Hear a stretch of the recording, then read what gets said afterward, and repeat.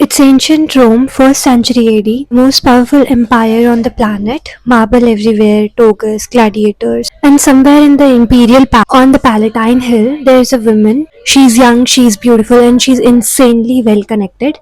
And according to the men who ever wrote about her, the most sexually depraved woman in the history of Roman world. Her name is Valeria Messalina. And the things written about her are weirdly insane. For example, sneaking out of the palace at night to work in brothel and like competing in a 24-hour sex marathon against Rome's most famous prostitute, winning that sex marathon, marrying her lover in public with a lot of guests while having a husband, while her husband, the emperor, was literally in the next city. The more the historians tried to dig into the history of Messalina, the more they got surprised. The more they start to realize these accounts were written by a man who hated her husband and had enough reasons to discredit her, and wrote 70 to 150 years later, 50 years after she died. So what's exactly true? Was Messalina the most scandalous woman in the entire Roman history, or was she a powerful, ambitious, ruthless political operator, exactly like every man around her, who got labeled a whore because that was the only insult Roman man knew how to throw at women? Today we are going to find out, and this is the whole story of Valeria Messalina. Who was she actually? The dynasty she got born into. She was born sometime around 17 to 20 AD into the Julio-Claudian dynasty. That is the family that produced Julius Caesar's heirs, Augustus, Tiberius, Caligula,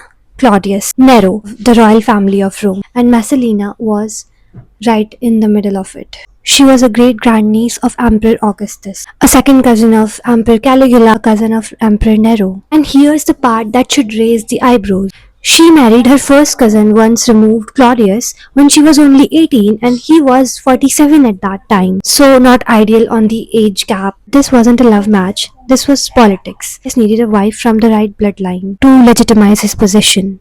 Messalina's family needed proximity to power. It was transactional in that very Rome. Very aristocratic way where everyone pretend that it's quite normal. And look, Claudius was not actually a prize on the paper. He had a limp, he stuttered. His own mother reportedly called him a monster of a man and used him as the measuring stick for stupidity. But then, in 41 AD, Emperor Caligula got assassinated because he was by all means a waste, like a very terrible emperor. And the Praetorian Guard needed someone from the imperial family to put on the throne fast. They found Claudius hiding behind a curtain, literally, and declared him emperor, which made Messalina, at roughly 21 years old, the Empress of Rome. Now what being empress actually meant.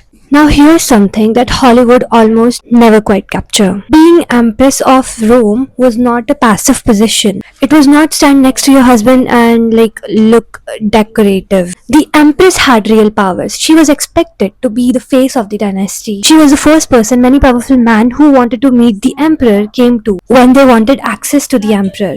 And she was surrounded constantly by people who wanted to use her and manipulate her or destroy her. Historians, even those who despised her, she was politically sharp, strategically ruthless, and very good at game. Scandals, the ancient sources said about her. Meet the man who wrote her story. Before we get into the scandals themselves, we need to know who are these men who are telling us, like, are they even reliable? Because this is crucial. The three main sources on Messalina are Tacitus, Suetonius, Cassius Dio. All wrote 70 odd years later. So we have gossip, bias, and telephone written by men about a woman who they never met in their entire life. Such a huge gap, like 70 years later, about a woman who died decades before they were even born. According to Juvenal, Messalina used to sneak out of the imperial palace at night, put on a blonde wig, and renamed herself Lysiska, which actually means she-wolf, go to a brothel and work there until dawn. Juvenal coined the face matrix Augusta, the imperial whore. Some historians believe that not that, but she did have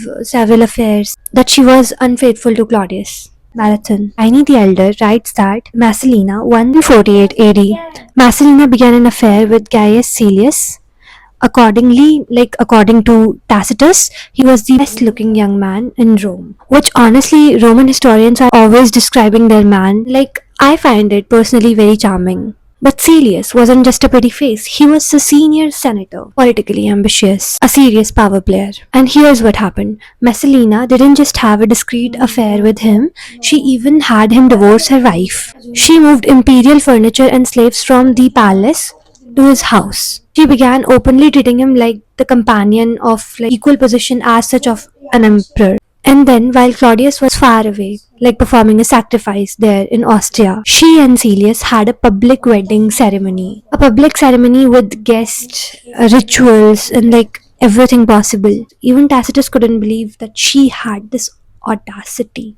Was it that Messalina genuinely lost her head over Celius, or was it some political move, some coup that after the Claudius died, in his position, he can take over that. Celius take over that. She was positioning him to take over the place, to take over the throne if when Claudius died or was removed, while she retained power as the mother of Claudius higher. Britannicus. The truth is probably somewhere in between. It was likely both passion and politics, simultaneously, which is very human and very wrong. When news of the wedding reached Claudius' advisors in Austria, they panicked. Not Claudius. Claudius apparently went through a sequence of emotions that kept sinking between rage and bewilderment and sadness. The man who acted most decisively was Narcissus, one of Claudius' most powerful freedman. Narcissus understood that if Messalina got to Claudius first and made her case, Claudius might forgive her. So he moved fast because that was not what he wanted. Celius and his co-conspirators were arrested and executed, probably. Then Narcissus sent a messenger to Messalina, ordering her to take her own life. She was in the garden of Lucullus with her mother at this point of trying to hold herself together. She couldn't bring herself to do it, so the messenger did it on her behalf. A tribune did it himself. Tacitus records that when Claudius got to know about the demise of her wife, the death of her wife, he showed no emotions at all. No grief, no relief, no anger. He simply asked for more wine and went back to dinner. The erasers. After Messalina's death, the Roman Senate did something they used to call damnatio memoria, translated to condemnation of memory. And it is genuinely one of the most chilling thing Romans did to their enemies. The goal was to erase her from history as comprehensively as possible, to make it as though she never existed. When a man did it, it was called governance, and when Messalina did it, it was called depravity. The sexual framing of a reputation is what really gives the game away. Because in Roman political culture, excusing a woman of sexual excess was the standard way to delegitimize her. Messalina was a serious person with serious ambition. The ambitions for that is everywhere in what she actually did. Appointments she influenced, the rivals she neutralized. She became empress at 21 and died somewhere at 27 or 28. Oh, Valeria Messalina.